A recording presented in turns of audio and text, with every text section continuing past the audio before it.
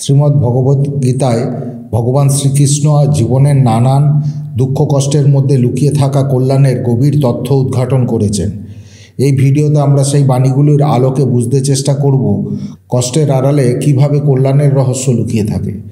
জয় শ্রী রাধে, জয় শ্রীকৃষ্ণ। বন্ধুরা, আজও আমরা প্রতিদিনের মতো একটা গল্প দিয়ে শুরু করব এবং তারপর প্রবেশ করব আমাদের আজকের মূল বিষয়ে।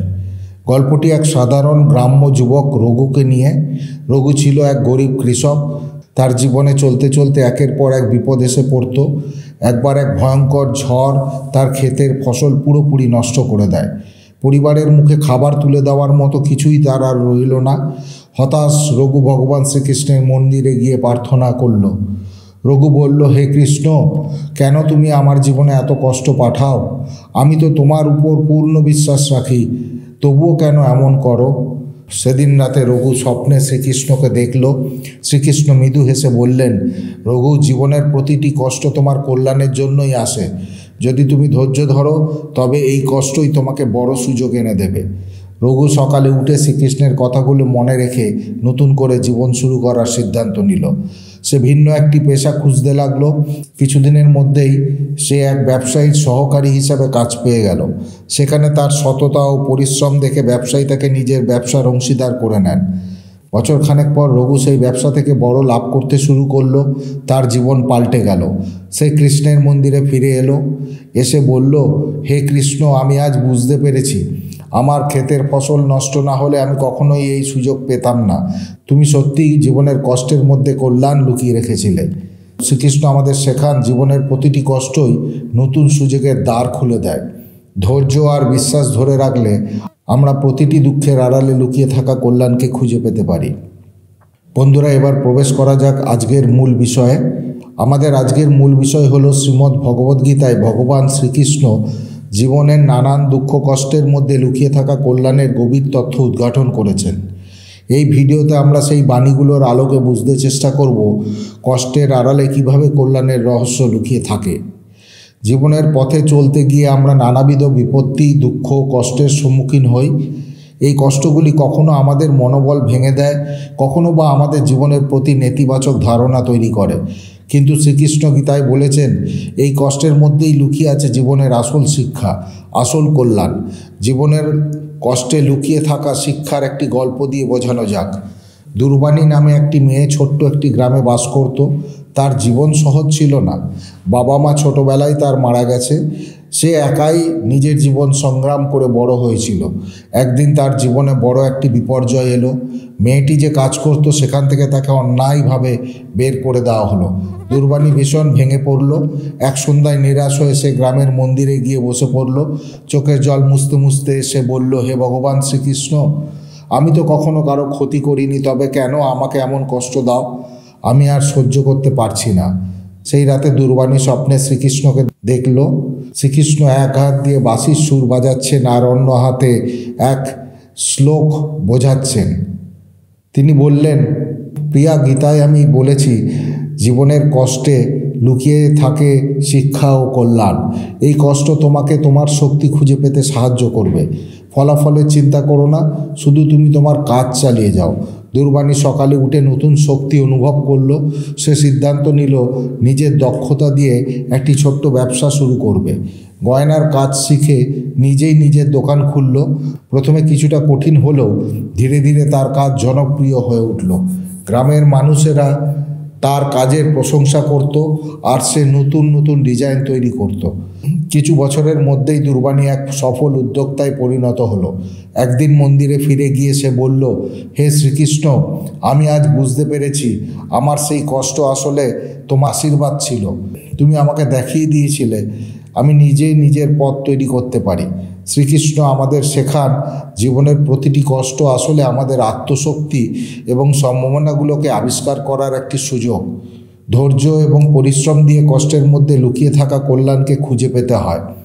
শ্রীকৃষ্ণ গীতায় বলেছেন, যে ব্যক্তি সুখ দুঃখকে সমানভাবে গ্রহণ করে এবং উভয় অবস্থায় অবিচল থাকে সেই প্রকৃত জ্ঞানী। এখানে তিনি আমাদের শেখাচ্ছেন জীবনের প্রতিটি অভিজ্ঞতা, সুখ বা দুঃখ আমাদের জন্য একটি শিক্ষা।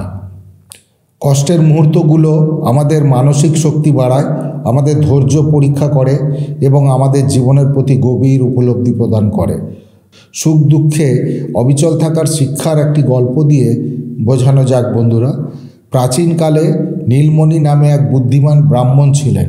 তিনি ছিলেন অত্যন্ত ধর্মপরায়ণ ও শ্রীকৃষ্ণের একনিষ্ঠ ভক্ত। তার জীবন সুখ শান্তিতে ভরা ছিল, কিন্তু একদিন একটি ভয়ানক ঘটনা তার জীবনে মোড় ঘুরিয়ে দিল। এক রাতে ডাকাতেরা তার বাড়িতে হামলা চালিয়ে সব সম্পদ লুট করে নিয়ে গেল। নীলমণি চুপচাপ মন্দিরে গেলেন এবং কৃষ্ণের সামনে বসে প্রার্থনা করলেন। গ্রামের লোকেরা তার কাছে এসে বলল, আপনার তো সব হারিয়ে গেছে, আপনি এখন কি করবেন? নীলমণি মৃদু হেসে উত্তর দিলেন, আমার যা গেছে তা তো কৃষ্ণের ইচ্ছাতেই গেছে। সুখে যেমন ভগবানের প্রতি কৃতজ্ঞ ছিলাম, দুঃখেও তাই থাকব। লোকেরা তার এই শান্ত আচরণ দেখে অবাক হয়ে গেল। পরবর্তী কয়েক মাস নীলমণি কঠোর পরিশ্রম করে নতুন করে জীবন শুরু করলেন। ধীরে ধীরে তার জীবন আবার স্বাভাবিক হতে লাগলো, কিন্তু ঠিক তখনই আবার একটি বিপর্যয় এলো। তার একমাত্র পুত্র একটি দুর্ঘটনায় গুরুতর আহত হলো। নীলমণি পুত্রকে নিয়ে দুঃখিত না হয়ে বললেন, ভগবানের ইচ্ছাতেই যা ঘটে তার মধ্যে কল্যাণ লুকিয়ে থাকে, আমি তার উপর আস্থা রাখি। কিছুদিন পর তার পুত্র সুস্থ হয়ে উঠল এবং গ্রামে একটি বড় উৎসবের আয়োজন করলো। সেই উৎসবে নীলমণি শ্রীমদ্ ভগবদ্গীতার এই বাণী শোনালেন, যে ব্যক্তি সুখ দুঃখকে সমানভাবে গ্রহণ করে এবং উভয় অবস্থায় অবিচল থাকে সেই প্রকৃত জ্ঞানী। সুখ এবং দুঃখ উভয়ই ক্ষণস্থায়ী। সত্যিকারের জ্ঞান হলো এই পরিবর্তনকে মেনে নেওয়া। গ্রামের মানুষ নীলমণির জীবন থেকে অনেক কিছু শিখল। তারা বুঝতে পারল যে সুখ দুঃখ জীবনের অঙ্গ, আর সব কিছুই ভগবানের ইচ্ছার উপর নির্ভর করে। শ্রীকৃষ্ণ গীতায় আমাদের শেখান, সুখ এবং দুঃখ উভয় জীবনের অস্থায়ী অংশ। সত্যিকারের জ্ঞান হলো এই উভয় অবস্থায় সমানভাবে অবিচল থাকা এবং নিজের কাজ করে যাওয়া। শ্রীকৃষ্ণ আরও বলেছেন, কর্ম করো, ফলের আশা ছেড়ে দাও। এই উপদেশের মাধ্যমে তিনি আমাদের জানাচ্ছেন, জীবনের প্রতিটি কাজই গুরুত্বপূর্ণ, কিন্তু তার ফলাফল নিয়ে অতিরিক্ত চিন্তা করা আমাদের কষ্টের কারণ হতে পারে। কাজের প্রতি নিষ্ঠা এবং ফলাফলের প্রতি অনাসক্তি আমাদের মানসিক শান্তি প্রদান করে। ফল ছাড়াই কর্মের শিক্ষার একটি গল্প দিয়ে ব্যাপারটা বোঝানো যাক। কাজীপুর গ্রামে এক যুবক রমেশ খুবই পরিশ্রমী ছিল, তবে তার জীবনে একটাই সমস্যা ছিল, সে যা কিছু করত তার ফলাফল নিয়ে সবসময় দুশ্চিন্তা করত। একবার সে একটা জমিতে ধান চাষ শুরু করলো। সারাদিন কাজ করত, কিন্তু রাতে সে ঘুমোতে পারতো না। মনে মনে ভাবত, ফসল যদি ভালো না হয়, যদি ঝড়ে ধান নষ্ট হয়ে যায়। ধীরে ধীরে তার দুশ্চিন্তা এমন পর্যায়ে পৌঁছালো যে সে কাজেও মন দিতে পারতো না। একদিন নিরাশ হয়ে রমেশ গ্রামের মন্দিরে গিয়ে শ্রীকৃষ্ণের সামনে প্রার্থনা করলো, হে ভগবান, আমি এত পরিশ্রম করছি, কিন্তু ফল নিয়ে দুশ্চিন্তা আমার মন থেকে যাচ্ছে না। কি করব? তুমি আমায় পথ দেখাও। রাতে রমেশ স্বপ্নে শ্রীকৃষ্ণকে দেখল। শ্রীকৃষ্ণ বললেন, রমেশ, গীতায় আমি বলেছি, কর্ম করো কিন্তু ফলের আশা ছেড়ে দাও।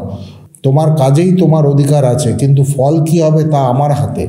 যদি তুমি ফলের চিন্তা ছেড়ে কাজ করো, তাহলে তুমি শান্তি পাবে এবং সাফল্যও আসবে। এই কথাগুলো শুনে রমেশ সকালে উঠে নতুন উদ্যমে কাজে নেমে পড়ল। এবার সে ফল নিয়ে ভাবা বন্ধ করলো। তার মন শান্ত হলো আর সে তার কাজ আরও ভালোভাবে করতে পারলো। মাস কয়েক পর তার ফসল খুব ভালো হলো। গ্রামে এই প্রথমবার এত ফসল দেখে সবাই অবাক হয়ে গেল। রমেশ হাসতে হাসতে বলল, আমি শিখেছি শুধু কাজ করাই আমার হাতের মধ্যে, ফল কি হবে তা ভগবানের উপর ছেড়ে দিয়েছি, আর তাতেই শান্তি ও সাফল্য দুটোই পেয়েছি। শ্রীকৃষ্ণ আমাদের গীতায় শেখান, আমরা শুধুমাত্র আমাদের কর্মে অধিকারী। ফলাফল নিয়ে চিন্তা করলে তা আমাদের কাজের গুণমান ও মানসিক শান্তি নষ্ট করে। যখন আমরা ফলের আশা ছেড়ে কাজ করি, তখনই প্রকৃত সাফল্য আসে। শ্রীকৃষ্ণ গীতায় আমাদের শেখান, সুখ এবং দুঃখ উভয় জীবনে অস্থায়ী অংশ। সত্যিকারের জ্ঞান হলো এই উভয় অবস্থায় সমানভাবে অবিচল থাকা এবং নিজের কাজ করে যাওয়া। কষ্টের সময় আমরা প্রায়ই হতাশ হয়ে পড়ি, কিন্তু শ্রীকৃষ্ণ আমাদের স্মরণ করিয়ে দেন, এই আত্মা অবিনশ্বর, তাকে কেউ নষ্ট করতে পারে না। এই বাণী আমাদের মনে করিয়ে দেয়, শারীরিক বা মানসিক কষ্ট আমাদের আসল সত্তাকে আঘাত করতে পারে না। আমরা যদি এই সত্যটি উপলব্ধি করতে পারি তাহলে জীবনের প্রতিটি কষ্টকে সহজভাবে মোকাবিলা করতে পারবো। আত্মা যে অবিনশ্বর তা একটি গল্প দিয়ে বোঝানো যাক বন্ধুরা। বনগাঁ গ্রামে বাস করত অনন্ত। সে খুব সুখী ছিল তার পরিবার নিয়ে, কিন্তু এক ভয়ানক ঘটনায় তার জীবন বদলে গেল। এক দুর্ঘটনায় তার প্রিয় ছোট ভাই অরুণ মারা গেল। অরুণ ছিল তার জীবনের সবচেয়ে কাছের মানুষ। ভাইয়ের মৃত্যুতে অনন্ত ভেঙে পড়ল। সে দিনের পর দিন কান্নায় কাটাতো। মন্দিরে গিয়ে শুধু একটাই প্রশ্ন করত, হে কৃষ্ণ, কেন ভাইকে তুমি নিয়ে গেলে? তার তো অনেক জীবন বাকি ছিল। একদিন রাত্রে অনন্ত স্বপ্নে শ্রীকৃষ্ণকে দেখলেন। শ্রীকৃষ্ণ মৃদু হাসি দিয়ে বললেন, পুত্র, তুমি যা হারিয়েছ বলে ভাবছো তা আসলে কখনো হারাওনি। গীতায় আমি বলেছি এই আত্মা অবিনশ্বর, তাকে কেউ হত্যা করতে পারে না, কেউ নষ্ট করতে পারে না। আত্মা চিরন্তন, জন্ম বা মৃত্যুর ঊর্ধ্বে। তোমার ভাই শুধু শরীর ছেড়ে গেছে, কিন্তু তার আত্মা এখনও বেঁচে আছে। শ্রীকৃষ্ণ আরও বলেন, মৃত্যু একটি শুরুর পথ। তুমি যদি এটি মেনে নিতে পারো তবে শান্তি পাবে। নিজের দায়িত্ব পালন করো এবং ভগবানের ইচ্ছার উপর আস্থা রাখো। ঘুম থেকে উঠে অনন্ত গভীরভাবে ভাবতে লাগলো। সে বুঝতে পারল তার ভাইয়ের মৃত্যু শুধুই শরীরের, আত্মার নয়। এই উপলব্ধি তার মনে এক আশ্চর্য শান্তি আনলো। এর পর থেকে অনন্ত নিজের জীবনের প্রতি নতুন দৃষ্টিভঙ্গি নিয়ে চলতে শুরু করলো। সে গ্রামের মানুষের পাশে দাঁড়াতে লাগলো, তাদের সাহায্য করতে লাগলো। ধীরে ধীরে সে সবার প্রিয় হয়ে উঠল। একদিন এক গ্রামের এক বৃদ্ধ তাকে জিজ্ঞাসা করলেন, অনন্ত, এত বড় কষ্ট পেয়েও তুমি কিভাবে এত শান্ত থাকতে পারো? অনন্ত হাসি দিয়ে বলল, শ্রীকৃষ্ণ আমাকে শিখিয়েছেন আত্মারা কখনো মরে না। আমি বুঝেছি আমার ভাই এখনও আমার সঙ্গে আছে, শুধু ভিন্ন রূপে। তাই আমি কষ্টকে নয়, জীবনের দায়িত্বকে বেছে নিয়েছি। শ্রীকৃষ্ণ গীতায় আমাদের স্মরণ করিয়ে দেন যে আত্মা অবিনশ্বর। মৃত্যুকে ভয় না পেয়ে এটাকে একটি জীবনের অংশ হিসাবে গ্রহণ করতে হবে। আত্মার এই চিরন্তন সত্তা আমাদের জীবনের সব কষ্ট মেনে নিতে এবং শান্তিতে থাকতে সাহায্য করে। অতএব জীবনের প্রতিটি কষ্টের মধ্যে লুকিয়ে আছে একটি গভীর শিক্ষা, একটি কল্যাণের বার্তা। শ্রীকৃষ্ণের বাণী আমাদের শেখায় কষ্টকে ভয় না পেয়ে তাকে জীবনের অংশ হিসাবে গ্রহণ করতে। এই উপলব্ধি আমাদের জীবনের পথে এগিয়ে নিয়ে যাবে এবং প্রকৃত সুখের সন্ধান দেবে। কষ্টকে জীবনের অংশ হিসাবে গ্রহণ করার একটি গল্প দিয়ে বোঝায়। খুবই শান্ত ও গম্ভীর। এক গ্রামে বাস করত মাধব।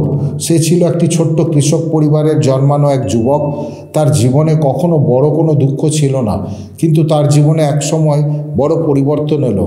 এক বছর তার ফসল একেবারে নষ্ট হয়ে গেল। এরপর একের পর এক বিপদ এসেও তার উপর পড়ল।